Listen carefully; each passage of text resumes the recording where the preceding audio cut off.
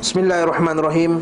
Innal hamdalillah nahmaduhu wa nasta'inuhu wa nastaghfiruhu wa na'udzu billahi min shururi anfusina wa min sayyiati a'malina. Man yahdihillahu fala mudilla lahu wa man yudlilhu fala hadiya lahu. Wa asyhadu an la ilaha illallah wahdahu la syarika lahu wa asyhadu anna Muhammadan 'abduhu wa rasuluh. Amma ba'd.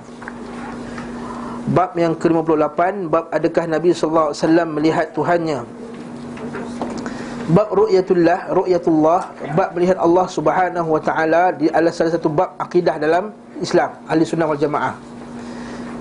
Adakah kita dapat melihat Allah Subhanahu wa taala? Soalannya. Kalau siapa kata tak, boleh dia stop kat situ, salah jawapan dia. Itu apa jawapannya? Ya. Siapa kata ya pun salah jawapan dia. Dua-dua salah. Assalamualaikum. Ya. Siapa? Kuburan. Kubur. Okey, khalas. Bid'ah di kubur. Okey, khalas, masya-Allah. Okey. Sorry ya.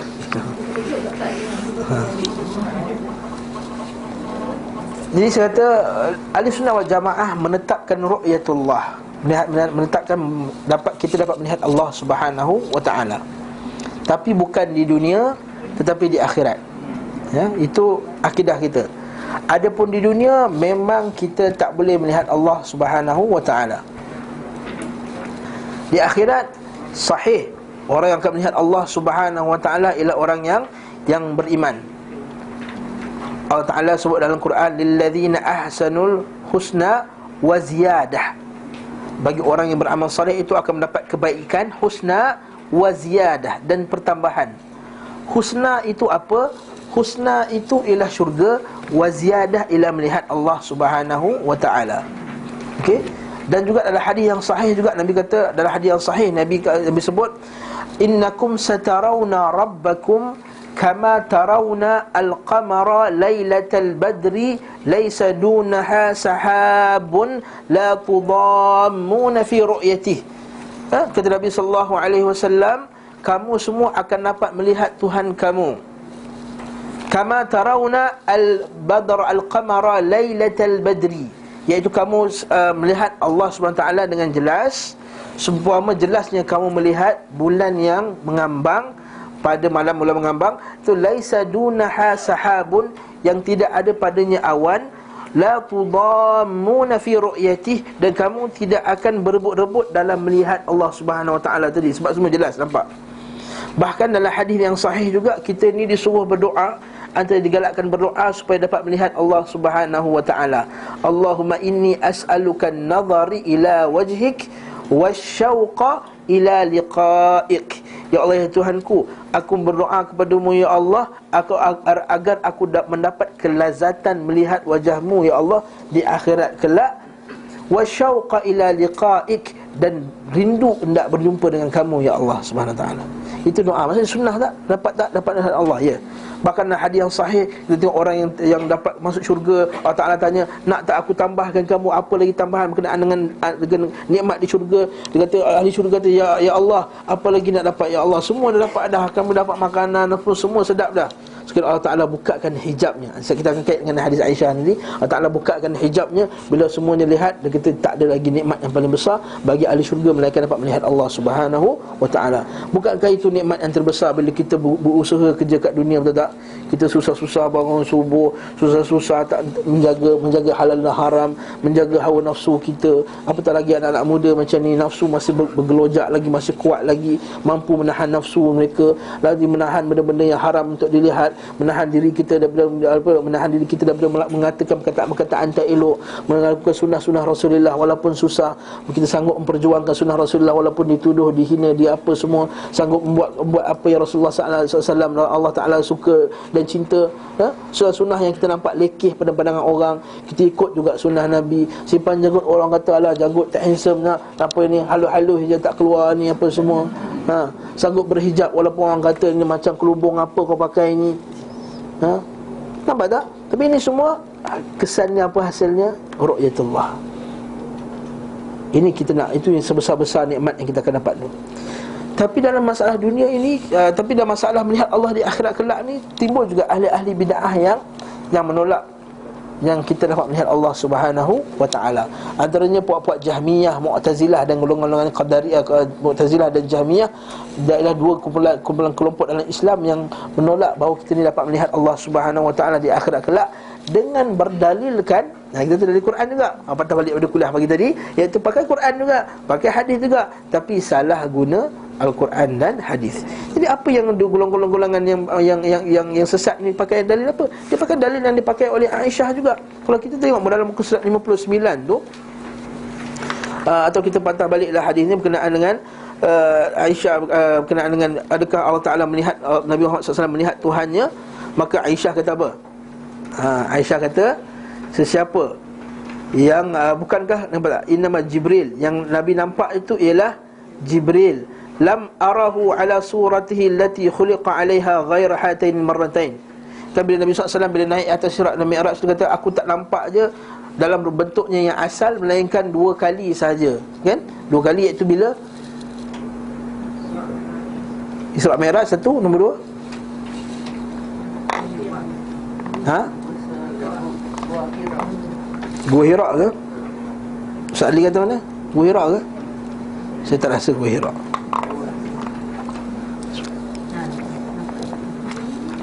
Kalau bentuknya asal besar mana?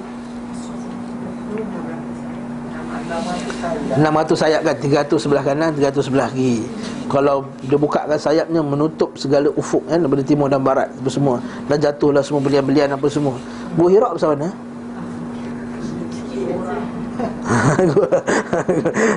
Gua Hira besar mana? Jadi kita kata 2 kali. Kali yang pertama ialah ketika lepas terputusnya wahyu tu kan, kalau terputus wahyu, sekali dapat panggilan daripada langit, dia Nabi pandang, fa innahu Jibril, aku nampak Jibril atas kursi. Di atas kursi. Itu yang pertama. Yang kali kedua ialah Isra' dan Mi'raj. Jadi 2 kali Nabi dalam bentuk yang asal. Ada pun bentuk yang lain ialah berubah bentuk. Dalil bahawa para malaikat ni boleh berubah bentuk. Ra'aituhu munhabitan minas sama' saddan 'idham khalqihi ma baina as-sama'i ila al-ard. Itu aku lihat dia turun. Kemudian jin Aisyah dinafikan dalam ayat Quran tu kan ayat Quran tu, walaqad ra'ahu bil ufuqil mubin, dan nampaknya pada ufuk yang jelas. Jadi Aisyah kata ayat tu bukan berkenaan dengan Allah SWT, itu ialah Jibril. Kemudian Aisyah dia berdalilkan dengan ayat ni, Al-An'am ni. Sebab saya nak berbincang ayat ni. La tudrikuhul absaru wa huwa yudrikul absara wa huwa latiful khabir. Surah Al-An'am ayat 103 tu. Tidak mencapainya penglihatan, sedangkan dia mencapai penglihatan, dan dia yang maha halus lagi maha luas pengetahuan. Tidak mencapainya penglihatan, sedangkan dia mencapai penglihatan. Maksudnya apa? Penglihatan takkan dapat mencapai Allah Subhanahu wa taala, sedangkan Allah Taala mencapai penglihatan kita. Aisyah dia berdalilkan dengan ayat Quran ni, mengatakan bahawa Nabi SAW tak nampak Allah Subhanahu wa ta'ala. Sekarang saya nak sebut bahawa ada di kalangan ahli bid'ah, muka surat 59 tu, atas tu,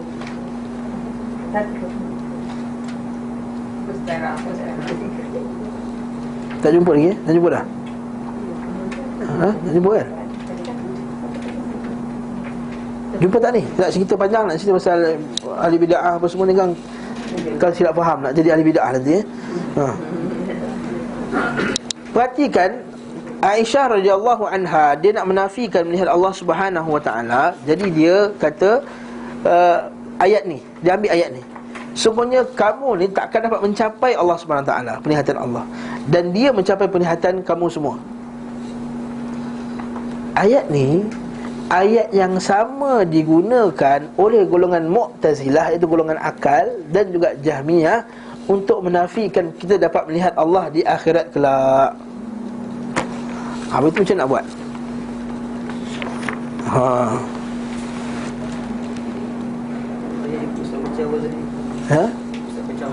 Sebab itulah kita kata ahli sunnah ni, dia bila dia buat satu hukum, dia tak buat hukum dengan satu ayat.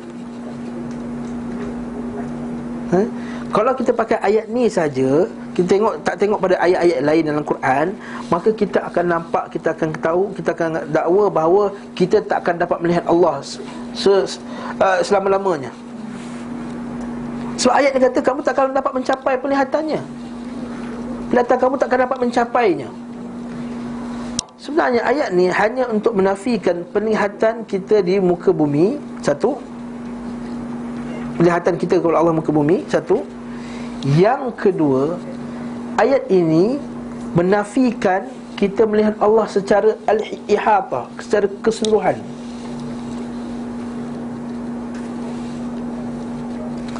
Saya bagi contohlah. Kalau kita pergi ke LCC, saya bukan nak sama kat Allah dengan LCC, saya bagi contoh saja. Kalau kita duduk dekat depan pintu KLCC yang besar tu, kita dapat tengok KLCC tak? Tak. Saya duduk kat depan tu, dekat taman tu, nampak tak? Saya nampak KLCC tak? Okey. Saya nampak KLCC kan? Tapi adakah saya nampak seluruh KLCC? Itu yang dimaksudkan oleh ayat ni. La tudrikuhul absar wa yudrikul absar. Penglihatan kamu tak akan dapat mencakupi semua penglihatan semua Allah Ta'ala. So Allah Ta'ala Maha besar. Tapi kamu nampak tak Allah? Nampak di akhirat ni, cerita pasal akhirat ni. Golongan Mu'tazilah, dia guna ayat ni, kata ke akhirat pun tak boleh nampak. Sebab pakai ayat ni. Mana penglihatan kamu takkan dapat mencapainya. Ulama-ulama tafsir, kita ulama-ulama tafsir semua mengatakan bahawa ayat ini menafikan melihat secara keseluruhan. Macam kita lihat mesin alat ni, kita melihat kepada, boleh tak tengok seluruh angle kita boleh nampak. Dengan Allah SWT tak boleh macam tu, sebab Allah Ta'ala Maha besar. Ada pula ahli bid'ah dia menafikan ni dari dua segi. Satu, dia kata kalaulah Allah Ta'ala tu kita boleh nampak, maknanya Allah Ta'ala itu dia ada arah. Betul tak? Saya nampak Abang Abdul Rahman ni dekat depan saya, maksudnya arah dia mana? Depan. Sesuatu yang mempunyai arah, maka dia bertempat. Sesuatu yang bertempat, dia mengisi ruang. Sesuatu yang mengisi ruang itu ialah jisim. Sesuatu yang berjisim, dia mesti berjirim. Dia matter, dia mesti ada matter, mesti berjirim. Bila dia berjirim, dia makhluk. Ini ilmu akal yang digunakan oleh golongan Mu'tazilah, golongan akli, nak menafikan bahawa kita tak melihat Allah SWT di akhirat kelak. Sedangkan dalil hadis-hadis yang sebut tadi mula-mula tadi, yang kamu akan melihat Allah secara jelas tu, telah jelas bahawa mengatakan bahawa kita akan melihat Allah SWT di akhirat kelak. Jadi penafian Aisyah di sini hanyalah penafian dari segi di dunia, bukan penafian secara keseluruhan. Sebab dalam hadis yang sahih yang banyak, kita kata memang Allah SWT kita boleh melihatnya akhirat kelak, iaitu hadiah bagi orang yang saleh. Jadi jangan kata Aisyah kata tak boleh nampak. So ini kadang-kadang orang ahli bidah akan pakai hadis ni, dalil ni, mengatakan bahawa Aisyah kata tak boleh nampak Allah Subhanahu wa taala. Itu juga dengan ayat-ayat yang seterusnya, seperti mana ayat bawah tu, makanan li basyarin an yukallimuhullahu illa wahya amin wara'i hijabin aw yursilar rusula fayuhi bi idnihi ma yasha'u innahu alimun hakim. Iaitu Allah Subhanahu wa taala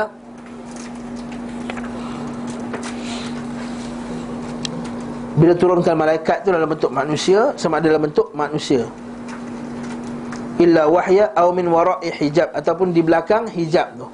Nampak tak? Menaikkan wahyu atau di sebalik tabir. Di sebalik tabir ni yang Aisyah nak maksudkan. Maksudnya ketika Nabi Isra' Mi'raj tu, Nabi dihijabkan dengan tabir. Tabir apa ni? Tabir apa ni? Kalau buat homework sikit kat rumah, hadis lepas ni cahaya. Lau kayak apa, hijabuhun nur lau kasyafahu la harakat subuhati samatul ard. Dihalang dengan cahaya. Kalaulah dibukakan hijab cahaya tadi tu, bukakan, maka akan terbakar semua makhluk kerana cahaya Allah Ta'ala yang terang tadi. Hijabuhun nur lau kasyafat, kalau dibukakan, la ahraqat subuhati mulkihi madabati suatu ard. Maksudnya selagi langit dan bumi semua hancur daripada cahaya yang terang, terbakarlah semuanya. Jadi kat sini fahamnya dekat situ. Begitu juga kenapa Aisyah ni radhiyallahu anha, dia kata, siapa yang dakwa kalau Nabi SAW tak menyampaikan, tak bagi tahu yang sebenar, maka kamu dah dakwa Nabi ni telah merahsiakan perintah atau telah melanggar perintah Allah. Kan ayat Al-Maidah tu, ya ayyuhar rasul balligh ma unzila ilaik, sampaikanlah apa yang telah diturunkan kepada kamu. Wa illam taf'al, kalau kamu tidak melakukan sebahagian dari apa yang taf'al, fama ballaghta risalatah, kamu tidak menyampaikan apa yang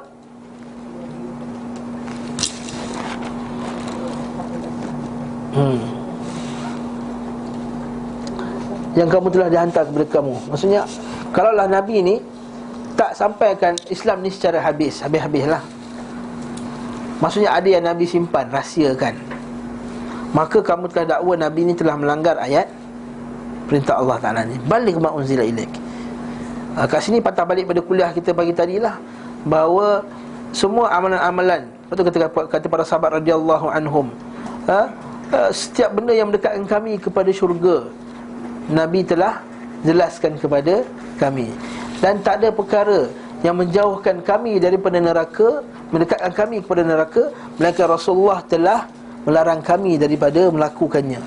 Dalil bahawa Nabi dah ajar agama ni komplit. Dalil bahawa Nabi dah ajar agama ni komplit. Kalaulah kita dakwa ada benda yang Nabi buat tapi tak sampai kat kita, maka kita kena dakwa Nabi tidak menyampaikan agamanya dengan sempurna. Jadi sekarang ni agama hadis mana yang kata Nabi suruh baca doa awal tahun dengan akhir tahun ni? Jadi kata Nabi tahu tapi Nabi tak ajar. Jangan. Kami dakwa. Kamu nak dakwa Nabi tak sampaikan. Ya, apa alasan kamu? Kata memang Nabi tak buat, tapi benda baik. Tapi benda tu benda baik. Benda baik maksudnya dekatkan ke syurga kan?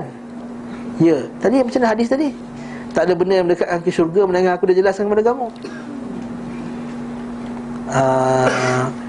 Tapi ustaz, bila kita buat tu kita niat tak nak ikut sunnah, macam akak kata tadi, cik kata tadi, jangan sabit dengan sunnah. Habis tu kalau nak beramal agama ni nak ikut sunnah, yang amal je dah. Dia kata bila kamu buat tu, kamu buat, tapi jangan niat itu sunnah. Innalillahi wa inna ilaihi rajiun. Habis tu kita beragama nak ikut siapa kalau bukan sunnah? Dia kata baca niat baca doa tu, tapi jangan niat itu sunnah. Kalau baca akidah terpesong kan? Terpisung, yes. Terbaca tu la yukallifullahu nafsan illa wus'aha, laha ma kasabat wa 'alaiha ma kasabat, rabbana la tu'akhizna in nasina aw akhtana. Selain benda tu diberi makan, kalau kita tak baca, boleh kita ada makan dan tak. Jangan datang terus. Jangan datang terus. Tak kawan pula. Ada 365 hari nak kawan. Kenapa hari tu juga nak kawan? Selalu orang bagi alasan macam ni. Minta maaf saya menyimpang sikit. Sebenarnya kalau Ustaz Ali, biar Ustaz Ali huraikanlah. Saya menyimpang sikit. Orang kita selalu alasan, ustaz, kau tak datang hari tu nanti rosak silaturahim. Ada 365 lagi nak bagi silaturahim, 365 lagi cara kita bersilaturahim. Dah datang dia, bagi hadiah kat dia dah jalankan hak dia yang 6, bagi salam, ziarah ketika sakit, menasihati dia, dah buat dah semua. Kita ada makanan, bawa ada kampung durian, pernah bagi kat dia, kita habiskan semua kat rumah kita, tak pernah bagi jiran pun. Kita pergi makan sedap-sedap, main cilis lah, makan apalah, makan kedai sedap, pernah kita bagi dia. Ketika dia mati, bawa makanan kat rumah dia tak? Bila ahli keluarga dia mati, datang tak kita tolong angkat dia, tolong apa semua, kita tolong tak? Tak buat. Itu musibah kadang-kadang orang ni, dia kata dia bid'ah, tapi sunnah pun tak buat. Jadi masalah jugalah. Bid'ah. Tapi bila sunnah, tolong mayat apa semua tak buat. Kita duduk je, tengok je. Bukan akak lah, orang lain lah. Jadi kita kata Jadi kata banyak cara lagi silaturahim. Sama tak macam orang tanya soalan kat saya, Ustaz, orang kafir ajak ni di Bali kat rumah saya makan, kata boleh tak pergi? Kata jangan pergi, haram. Alah nanti kan kita bergaduh, adik-beradik apa semua keluarga. 365 hari lagi boleh silaturahim dengan dia, boleh buat baik dengan dia. Kenapa nak pergi time tu juga nak silaturahim? Kalau dimasak, Islam punya macam dia beli dekat kedai hijau. Tak boleh kalau di Bali. Dia letak cop halal jakim 5 pun sekali pun letak kat makanan tu pun tak boleh. Walaupun saya yang sembelih ayam tu, katakanlah Ustaz Adli yang sembelih ayam tu, tapi dia guna ayam tu untuk masak makanan di Bali, pun tak boleh. Tak boleh. Itu ayat kufar. Ayat kufar patah balik. Itu kat sini pula. Dekat sini patah balik tadi lah. Maksudnya ialah apa yang Nabi dah ajar dah komplit dah. Kenapa kita tak berhajat pada benda yang bukan Nabi ajar? Satu soalan. Adakah yang Nabi ajar tu tak cukup? Soalan pertama. Orang nak pakai zikir ratib A, ratib B, ratib C, ratib E, ratib F, ratib G, ratib al-atas, al-bawah, al-kiri, al-kanan, al-depan, al-belakang, semua pakai al. Kenapa tak pakai ratib an-Nabi SAW? Kita buka Hisnul Muslim, baca zikir pagi dan petang. Kalau tuan-tuan boleh buat Hisnul Muslim tu 100 daripada A sampai ke kulit, buat semua, tak miss, ikut timing dia betul, ikut sunnah Nabi, barulah kau nak pakai ratib, apa pakailah. Tapi kalau kita buat Nabi saja pun dah tak larat dah. Pagi-pagi la ilaha illallah wahdahu la syarikalah 100 kali dah baca dah. Allahumma salli ala sayyidina Muhammad 100 kali dah baca dah. Astaghfirullah 1 kali waktu baca dah pagi tadi. Tak masuk yang lain. Banyak lagi benda, banyak lagi sunnah Nabi, ucapan-ucapan yang Nabi ajar, banyak sangat yang sunnah-sunnah tak diamalkan, maka kita sibuk dengan benda-benda yang lain. Lepas tu kita kata sibukkan dengan selawat-selawat yang lain. Semua selawat hafal. Kita sebut dah. Selawat tafrijiyah, selawat fatih, selawat syifa, selawat ni. Selawat Nabi SAW tak ingat. Bila sakit je teringat selawat syifa. Bila ada susah je teringat selawat tafrijiyah. Bila ada je teringat selawat fatih. Kenapa tak ingat selawat Nabi SAW yang Nabi ajar? Allahumma salli ala ma'tibil qulubi wa dawa'iha wa afiyatil abdan wa shifa'i wa nuril absar wa diya'iha. Kita hafal dulu, kita sekolah menyanyi lagu nasyid tu. Macam mana? Jadi kita patah balik kat sini. Ya ayyuhar rasul balligh ma unzila ilaika min rabbik fa in lam taf'al fa ma ballaghta risalata. Aisyah dia pakai ayat ni nak beritahu bahawa kalaulah Nabi nampak Allah Subhanahu Wa Taala, Nabi dah bagi tahu dah. Waktu Aisyah pakai dalil ini juga. Okey. Kemudian waman za'ama annahu yukhbiru bima yakunu fi qadin, siapa yang mendakwa bahawa Nabi bagi tahu apa yang akan berlaku esok, maka dia juga telah berdusta ke atas Allah. Nabi juga tak tahu apa yang akan berlaku esok. Habis tu ustaz, macam mana dengan hadis-hadis berkenaan dengan akhir zaman ni yang banyak Nabi bagi tahu berlaku? Kan bukan dengan hari kiamat ni manusia akan menghias-hias Al-Quran. Betul tak? Kita punya Quran tu bercahaya dari jauh, emas. Kalau yang biasa tu tak nak beli. Kita beli yang ada mesti tulisan emas, letak kat rak tu cantik, bercahaya. Dia kata Abu Darda, idza zawaqtumul masahif wa alyantumul masajid faddamaru alaikum. Bila kamu melihat orang menghias-hias Al-Quran dan menghias-hias masjid, faddamaru alaikum, maka kebinasaan ke atas kamu. Maka kita orang sibuk. Okey. Bila tabahan nas bil masajid, begitu bila manusia berbangga dengan masjid, maka tunggulah hari kiamat. Tanda hari kiamat ialah manusia berbangga-bangga dengan masjid. Maksudnya masjid buat daripada ni, masjid buat daripada, tak sebut lah kan. Daripada ni, daripada itu, daripada ini. Bila sembahyang satu saf je. Contohnya. Okey, bila program semua program bid'ah dalam tu, bukan program sunnah dalam tu. Tak ada barakah padanya. Jadi kita kata patah balik, macam mana pula dengan hadis ni? Suatu hadis ni juga ada berkenaan illa man irtada minar rusul. Allah Ta'ala sebut dalam Quran, la ya'lamul ghaib illa man irtada minar rasul. Maka tak tahu benda ghaib melainkan apa yang Allah Ta'ala nakkan Rasul tahu. Jadi kita kata ini hanya termasuk dalam wahyu juga. Benda-benda berkenaan dengan akhir zaman itu termasuk dalam wahyu yang Nabi sallallahu alaihi wasallam, yang Allah SWT bagi tahu bahawa tak tahu melainkan dengan wahyu Allah Subhanahu wa taala. Kalau Allah Nabi SAW tahu apa yang berlaku besok, maka taklah kelang kabut Nabi dalam peperangan Badar, peperangan Uhud, apa semua. Kan kau tahu apa yang berlaku besok? Besok Hamzah akan dilontar dengan lembing, dia kena kat perut dia atas kemaluan dia tu. Kita kata kalau Nabi tahu, Nabi dah elakkanlah. So kalau Nabi tahu tapi Nabi tak elakkan, maksudnya Nabi nak biarkan Hamzah dibunuh. Dakwa lagi. Sebab tu kita kata para anbiya tak ada benda ni. Dalam kepercayaan Yahudi, saya belajar dulu, kami ada buat berkenaan dengan kepercayaan para agama Yahudi dan Nasrani terhadap para nabi mereka. Ya, diorang percaya bahawa nabi mereka ialah orang putih kata apa, yang boleh dakwa masa depan tu apa? Fortune teller. Yes, bukan fortune teller, satu lagi apa? Sorcerer. Sorcerer ke? Satu lagi. Profesi. Profesi. Dia ada boleh tahu masa hadapan. Ini bertentangan dengan akidah kita orang Islam.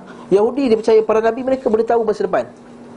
Akidah ni juga dipegang oleh Syiah dan juga orang lain, bahawa para imam mereka tahu apa yang akan berlaku pada masa hadapan. Sebab itulah setengah-setengahnya mereka berpendapat bahawa imam mereka tahu bila orang meninggal sebenarnya.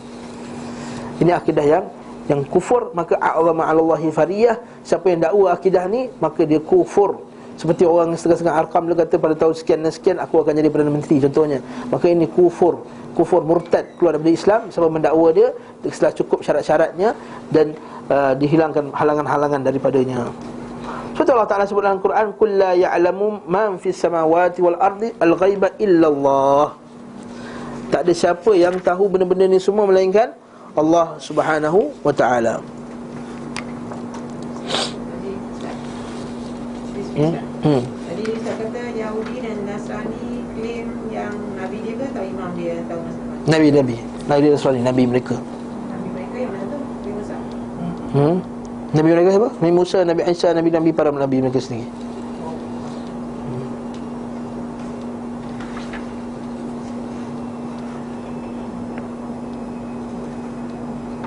Kawan saya cerita dia pergi kat ustaz tu yang syifa tu, dia boleh scan awak penyakit awak ni teruk, kanser awak aktif, kan tangan dia boleh scan. Itu jin lah. Jin. Kalau saya dulu saya kanser juga. Kalau saya dulu kanser apa tu? Pankreas. Lalu datang satu hamba Allah ni, yang saya tak tahulah sebenarnya dia nak buat benda tu. Saya tak ada masa tu.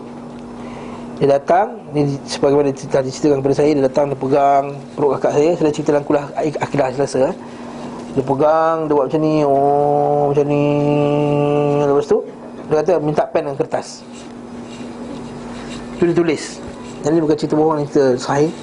Dia tulis apa semua berkenaan kanser tu. Dia kata kanser tu dah melebat kat sini, telah makan. Cuma bahasa dia bukan bahasa perubatan lah. Dia kata telah makan bahagian ni, telah makan bahagian ni, telah menjala kat sini, telah menjala kat sini, telah menjala kat sini sekian-sekian tempat. Okey. Bila saya cek benda tu dengan apa yang dalam doktor punya laporan sama. Cuma laporan doktor dengan bahasa yang doktor lah, sama laporan tersebut. Kita kata ini apa dia? Ini jin lah.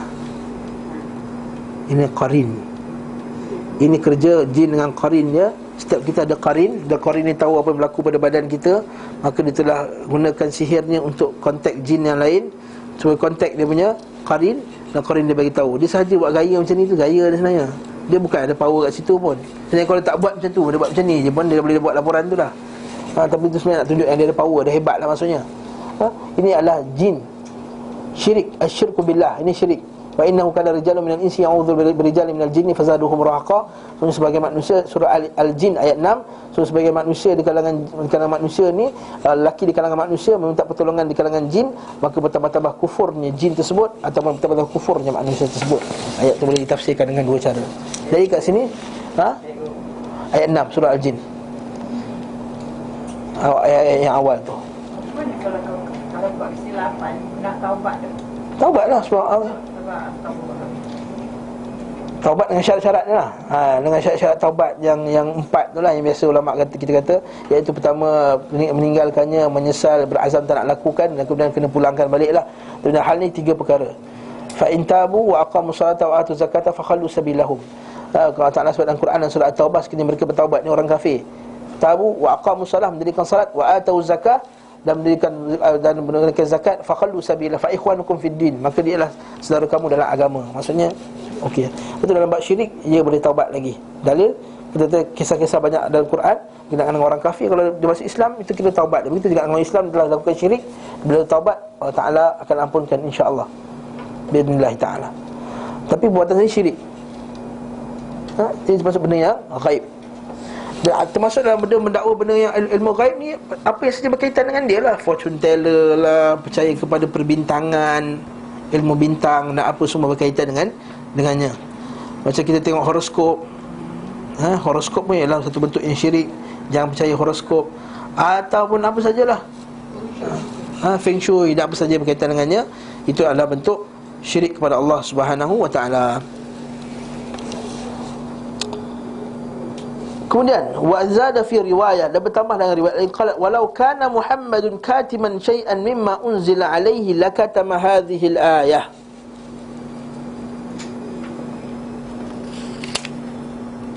Okey.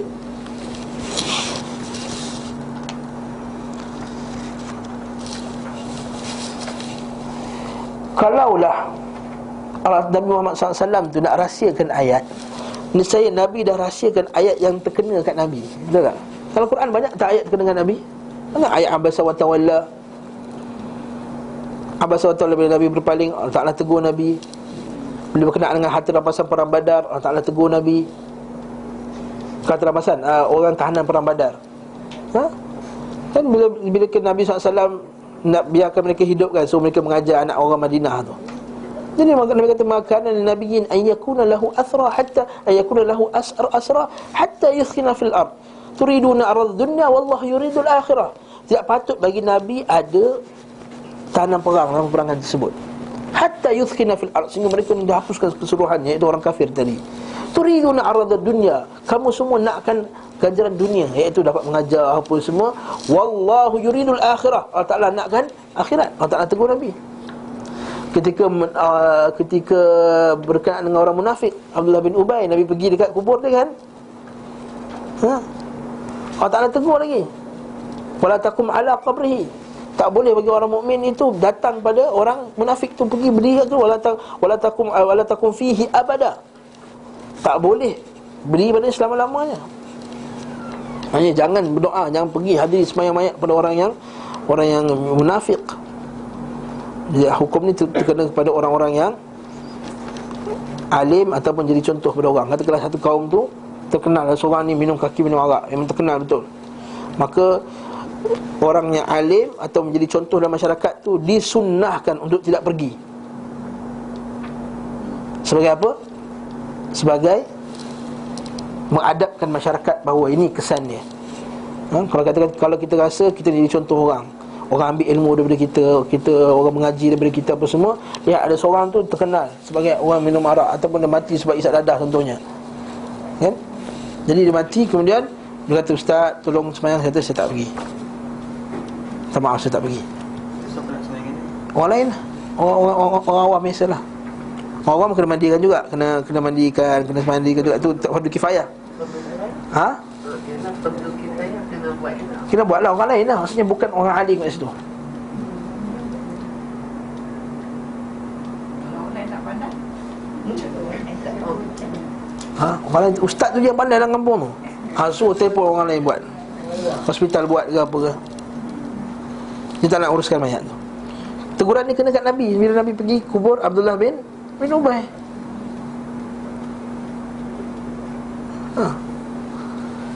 Itu juga Allah Nabi juga pernah jadi hukum tu hukum yang sabit. Hadis Nabi SAW berkaitan dengan orang hutang kan, dengar hadis tu tak? Nabi nak sembahyang, tanya, ini ada hutang tak? Nabi kata, ada, aku tak nak sembahyang. Sahabat kesian, kata tak apa Rasulullah, aku bayarkan. Okay? Nabi pun solatkan dia. Nak Abdullah bin Ubay Nabi pergi. Abdullah bin Ubay Nabi pergi. Kan anak dia minta bagi baju, Nabi pergi apa semua. Lepas tu yang Allah Ta'ala tegur Nabi. Terus Allah Ta'ala tegur Nabi bahawa jangan wala takum fihi abada. Jangan kamu duduk selama-lamanya kat situ. Wala takum ala qabrihi. Jangan kamu duduk kat kubur mereka. Tak boleh.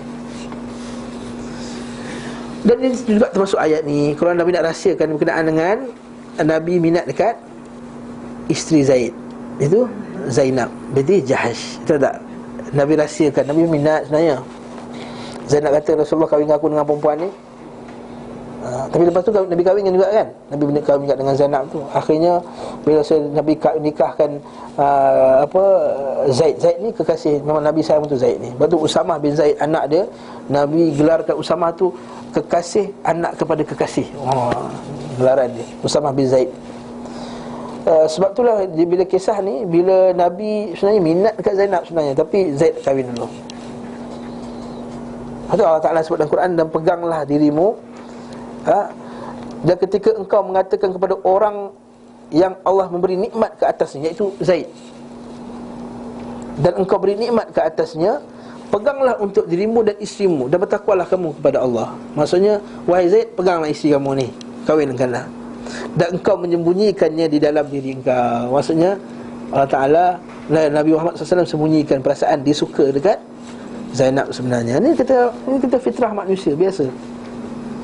Jadi kalau orang kata, ustaz apa hukumnya suka kat isteri orang lain?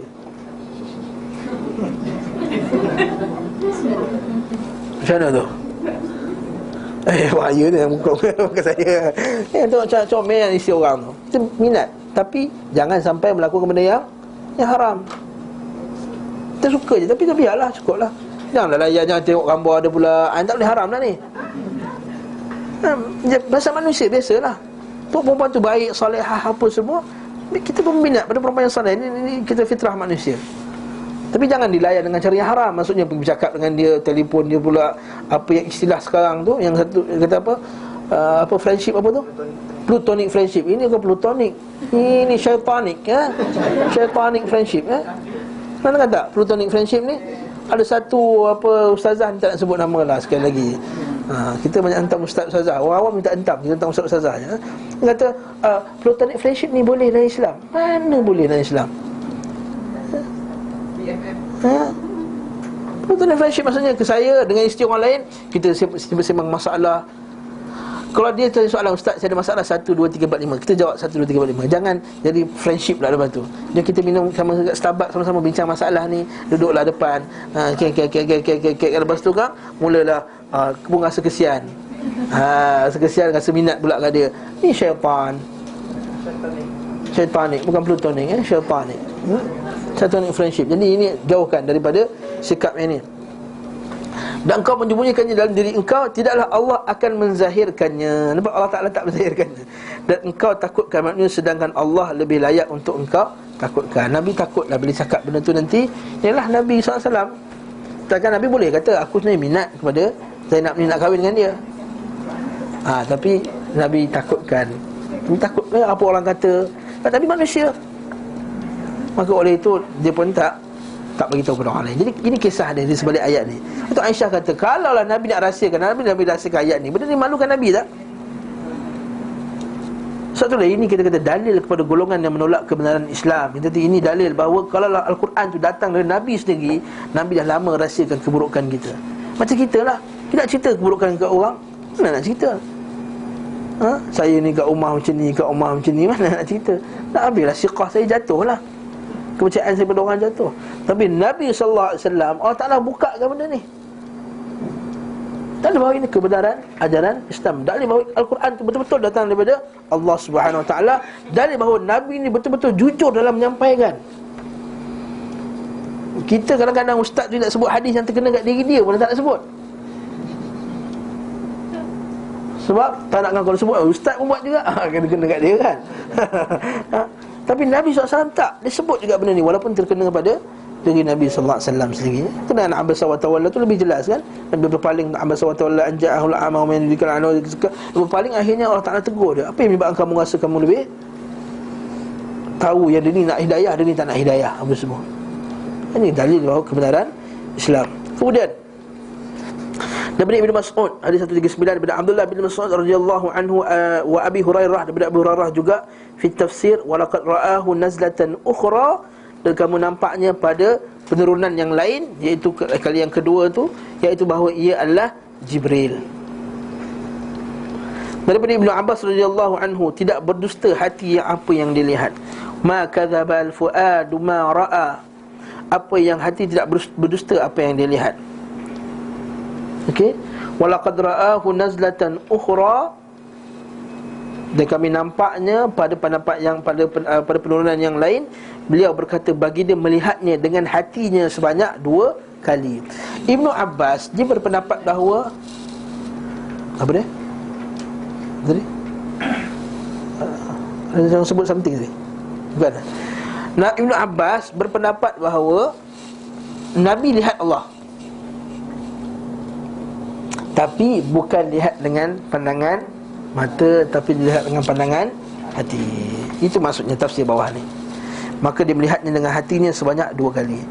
Sebab tu setengah orang bila dalam masalah ni dia mempertembungkan pendapat Ibnu Abbas dengan Aisyah. Dia kata, Ibnu Abbas kata Allah Ta'ala nampak, Nabi nampak Allah Ta'ala. Aisyah kata Nabi tak nampak Allah Ta'ala.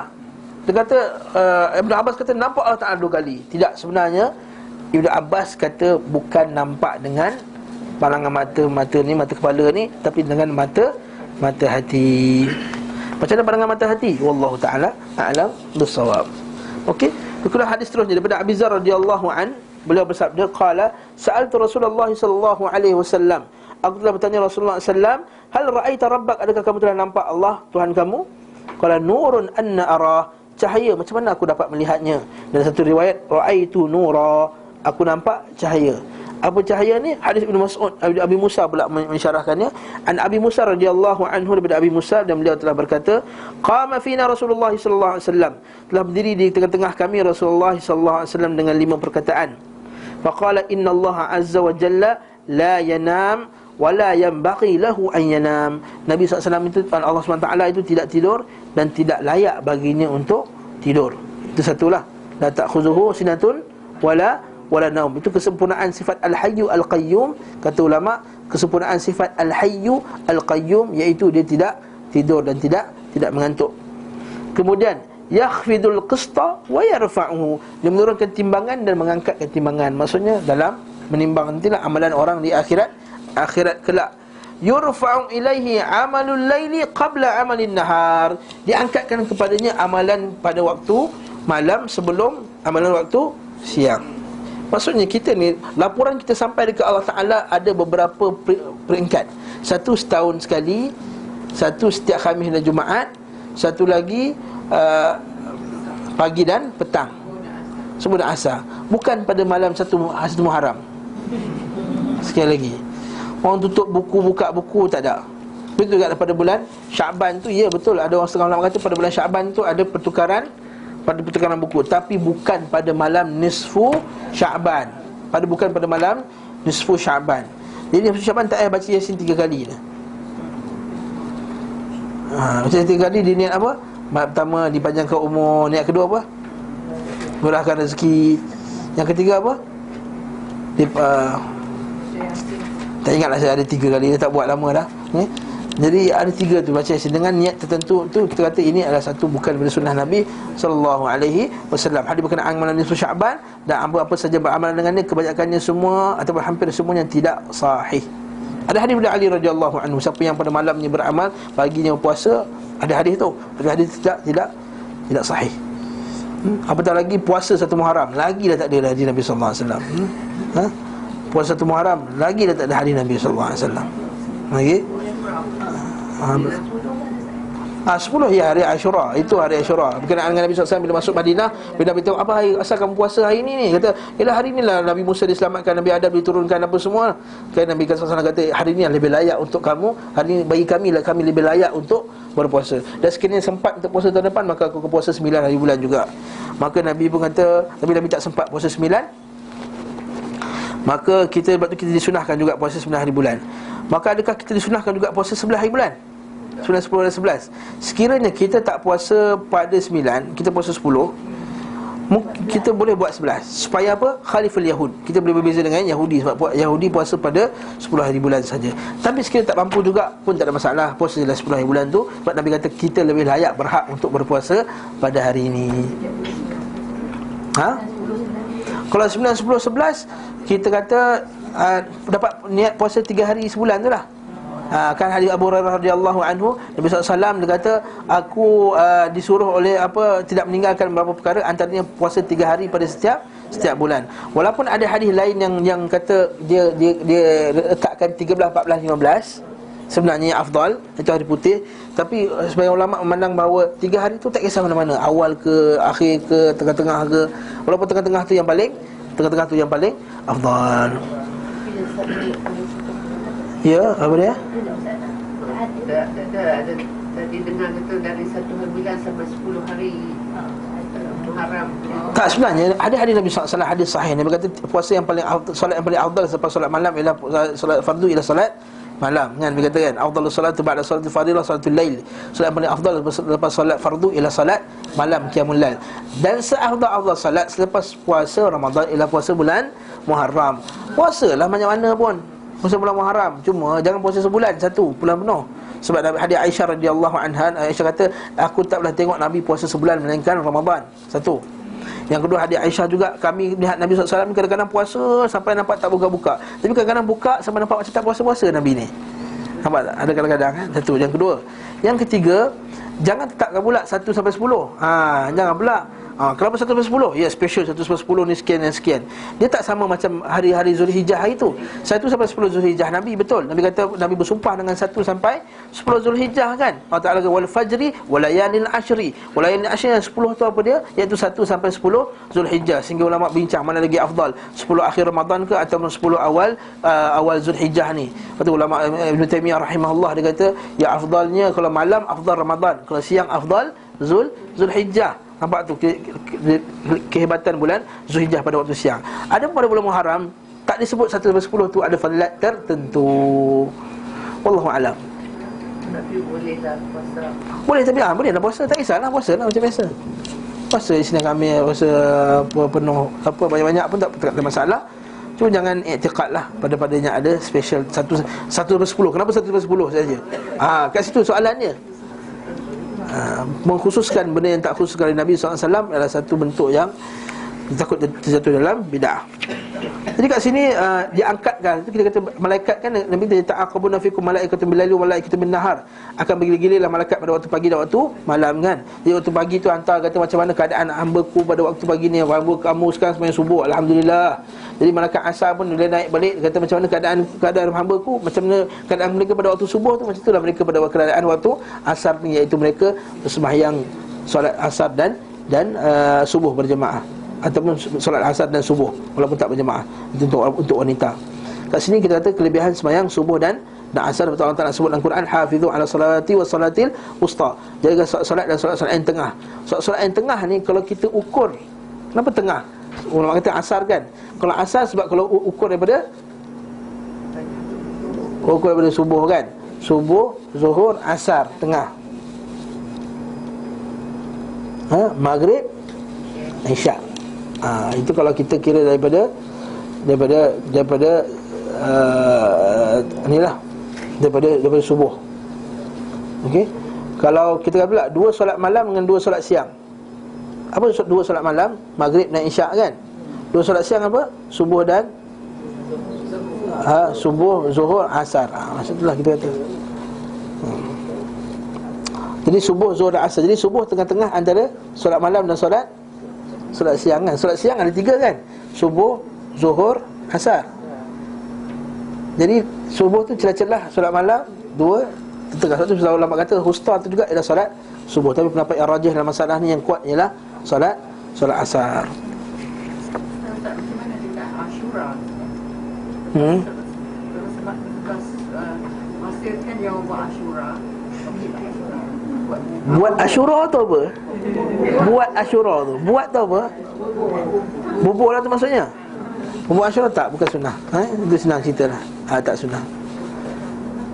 Ustaz tak boleh buat bubur, tak boleh. Buatlah bubur Asyura, buat 11 bulan. Boleh. Saya buat Asyura sedap Ustaz. Dia kata ada kacang ni, kalau beku tu dia potong 4 segi tu, makan macam kuih apa atau macam puding tu sedap. Memang sedap pun. So tak sedap. Buatlah 9 bulan ke, 11, 12, 13, 14. Sebab nama bubur tu macam nama dia bubur Asyura. Macam kita kata bubur apa? Bubur kacang, bubur pulut hitam. Kan bubur caca. Kenapa orang bubur caca? Sebab caca, bubur caca kita kata. Tapi tak ada disabitkan dengan hari tertentu. Macam juga nama dia apa? Nama dia bubur Asyura, bubur lambuk. Bubur lambuk bulan puasa. Tapi alhamdulillah masyarakat kita bila bubur lambuk dia tak ada iktikad pada agama, nampak tak? Sebab itulah bubur lambuk kita tak kata benda tu bidah. Sebab bila dia buat bubur lambuk dia tak ada iktikad bila kita buat bubur lambuk ni maka amalan kita bertambah ke? Tak ada, melarang, tak ada. Tak ada pahala bertambah, tak ada. Sebab bubur lambuk tu budaya makan. Macam kita budaya hari raya pagi makan ketupat dengan rendang, betul tak? Kita anggap tu adat sebab tak ada kena mengena pada fadilat agama ke bertambah pahala ke tidak. Tapi bab buat Asyura ni dia ada kait dengan agama, tu masalahnya.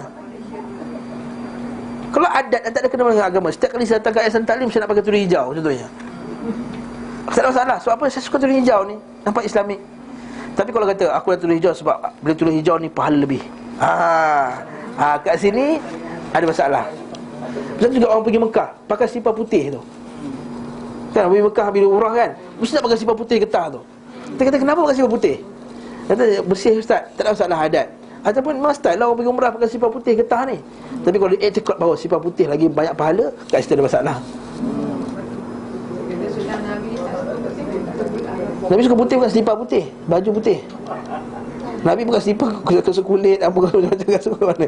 Bukan selipar putih. Yang kedua putih untuk pergi umrah tu hanya untuk lelaki je, bukan perempuan. Saya repeat lah tadi Ustaz kata laporan tiba ke Allah dia subuh dan asar. Yang hari dia Ustaz? Hari Isnin dan Khamis. Ya, hari Isnin dan Khamis. Mingguan. Tahunan bulan Syaban.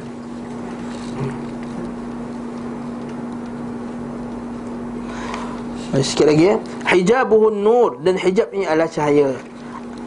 Dan riwayat lain ialah api. Wa fi riwayah an-nar. Lau kasyafahu, dan sekiranya Allah Ta'ala menyingkapnya, la ahraqat, pasti akan terbakar. Subuhatu, pasti akan membakar. Subuhatu wajhihi, kemuliaan wajahnya. Mantaha ilaihi basarahu min khalqihi, apa yang sampai kepadanya pandangannya dari ciptaannya. Maksudnya semua akan terbakar kalau dibuka kat dunia ni lah. Kalau dibuka di dunia. Betul lah bila Nabi Musa nak tengok, sikit pun dah meletup kan.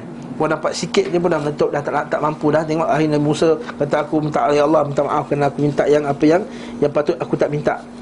Akhirnya Allah SWT nak tunjukkan bahawa kehebatannya di muka bumi. Itu dalil juga bahawa Allah Ta'ala tak dapat lihat di muka bumi. Sebab golongan Mu'tazilah tadi dia pakai kisah Nabi Musa juga. Sekali lagi kita kata kisah Nabi Musa tadi tak boleh lihat ialah di muka bumi. Akhirat nanti ahli sunnah wal jamaah kata kita dapat lihat Allah. Imam Syafi'i pernah ditanya oleh anak muridnya Ar-Rabi' bin Khaitham. Dia kata, wahai Imam Syafi'i, apa pendapat kamu berkenaan dengan bolehkah kita melihat Allah Subhanahu wa ta'ala akhirat kelak? Imam Syafi'i kata, kalau bukanlah kerana dapat melihat Allah, aku tak beramal lain ni.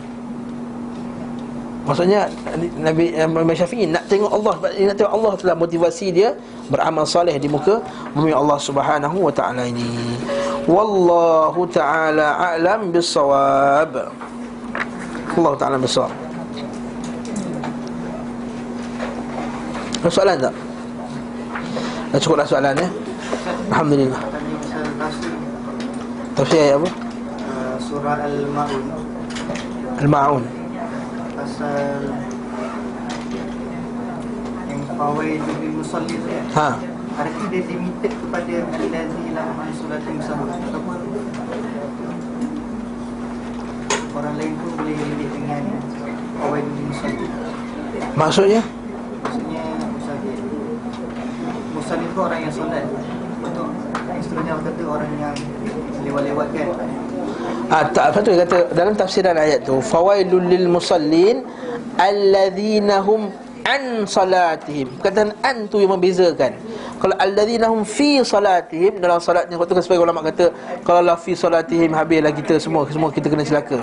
Namun sebagian ulama hadis kata boleh juga kalau dalam salat dia melalaikan dengan lalai yang teruk. Maksudnya memang dalam solat tu dia lalai terus. Takut-takut termasuk juga dalam ayat tadi. Faham tak? Asalnya ialah orang melalaikan waktu solat, an salatihim. Maksudnya solat pada bukan waktunya. Tetapi kalaulah, kata ulama kata, kalaulah dalam solat tadi dia memang dia tak ada langsung usaha untuk memberi tumpuan dalam solatnya, memang dia sengaja, memang saja nak buat cincai saja, maka kita kata dia takut-takut termasuk juga dalam ayat tadi. Asalnya memang tak termasuk, tapi takut-takut termasuk kerana kelalaian yang teruk dalam solat tadi. Betul, dalam solat kita kena cuba tumpukan perhatian. Memang kita akan, biasalah, solat siapa pun kita akan terlalai, tingkat sana tingkat sini. Jadi kita kena lawan. Kalau tak lawan dan kita melayannya, kalau kita fikir lagi apa nak masak petang ni, apa semua ni, bawang tak ada, dia fikir lama, dia layan. Maksud kalau layan, maknanya kita takut-takut termasuk juga dalam ayat an-salatihim sahun. Well tu maksudnya Wail, neraka wail. ditafsirkan, tafsir istimaknya tu warning ke api neraka ke? Api neraka lah, wailun. Api neraka. Dalil mengatakan bukan api neraka. Wailul lil aqabi minan nar, hadis lain. Asbaghul wudu wailul lil aqabi minan nar. Kan Nabi kata ada hadis Abu Hurairah radhiyallahu anhu, sempurnakanlah wudu, nerakalah bagi tumit-tumit. Maka nerakalah bagi tumit-tumit. Apa tumit bagi neraka? Takkan celaka tumit dia. Nerakalah tumit tu. Celakalah tumit daripada neraka. Maksudnya kita kena ingat dalam Quran bila ada sebut celaka, wail apa semua, maksudnya merujuk kepada neraka sebenarnya. Allah Ta'ala tak sebut celaka tapi tak ada benda, tak ada. Bila sebut wail apa semua, laknat apa semua, maksudnya kesan ni ialah neraka. Wallahu a'lam. Puan Kak Mahir ni.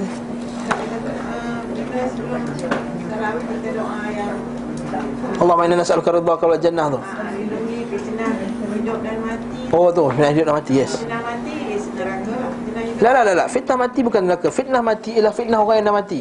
Sekarang ni siapa yang Syiah, siapa yang bawa? Abdullah bin Ubay, dia dah mati ke belum? Dah mati. Itu fitnah orang mati. Maksudnya fitnah orang yang dah mati, yang meninggal kesusahan, bala bencana kepada kita. Itu fitnah orang yang mati. Dan fitnah al-mamat tu ialah orang yang mati. Al-mahya orang yang hidup. Fitnah orang yang dah mati. Contohnya, kita ada ahli keluarga kita tu mati. Dengan kematian dia macam-macam fitnah berlaku. Harta anak dia bergaduh, apa semua, menyebabkan harta dia, menyebabkan anak-anak bergaduh. Dia punya apa ajaran anak, dia punya dulu sikap dia kat dunia, masa dia hidup dulu, bila dia mati ni kesan dia kat kita. Ini kita panggil fitnah al-mamat. Fitnah mahya jelaslah yang hidup sekarang ni. Fitnah anak, harta, apa semua, kawan-kawan yang buruk, apa semua, isteri yang jahat, suami yang jahat, itu semua fitnah juga. Jiran yang teruk pun fitnah juga. Guru yang jahat pun fitnah juga. Fitnah tu ujian ke? Fitnah dalam Al-Quran bawa banyak maksud. Boleh juga maksud azab, boleh maksud ujian, boleh maksud penyucian, boleh maksud juga ialah penapisan. Allah Ta'ala sebut innal ladzina fatanul mu'minina wal mu'minat thumma lam yatubu. Allah Ta'ala sebut dalam Al-Quran dalam surah Asy-Syams, innal ladzina fatanul mu'minina wal mu'minat, itu azab. Ada juga Allah Ta'ala kata ujian. Bila Allah Ta'ala kata kepada Nabi Musa, walaqad fatannaka futuna wa najaynaka wa qatalta nafsan fanajaynaka minal ghammi wa fatannaka futuna. Wahai Musa, kami telah selamatkan kau ketika kau telah bunuh orang yang Fir'aun tu, pengikut Fir'aun tu. Wa fatannaka futuna, dan kami telah uji kamu dengan ujian. Itu maksud ujian. Boleh juga maksudnya ialah perkara yang melalaikan kita daripada mentaati Allah. Innama amwalukum wa auladukum fitnah. Sesungguhnya anak kamu dan harta kamu ialah fitnah. Boleh juga maksudnya ialah semua perkara yang azab-azab yang teruk. Seperti banjir, apa semua juga tu dipanggil sebagai fitnah. Jadi semua itu boleh masuk bahawa maksud fitnah. Lepas tu kata fitnah akhir zaman. Bila fitnah akhir zaman Allah Ta'ala sebut pasal banyaknya zalazil, qasatut zalazil, banyaknya gempa bumi, tanah runtuh, apa semua dalam hadis Nabi sallallahu alaihi wasallam. Wallahu ta'ala. Jadi fitnah banyak maksud. Jadi cuma maksud yang terbesar ialah perkara yang boleh menyebabkan kita jauh daripada mentaati perintah Allah. Satu. Yang kedua ujian. Itu maksud fitnah. Wallahu ta'ala alam. Banyaklah itu dalam kedua kitabul fitanah dan Sahih Bukhari. Fitan. Subhanakallah bihamdika asyhadu an la ilaha illa anta astaghfiruka wa atubu ilaik. Sallallahu ala Muhammad wa ala alihi wa sahbihi wasallam.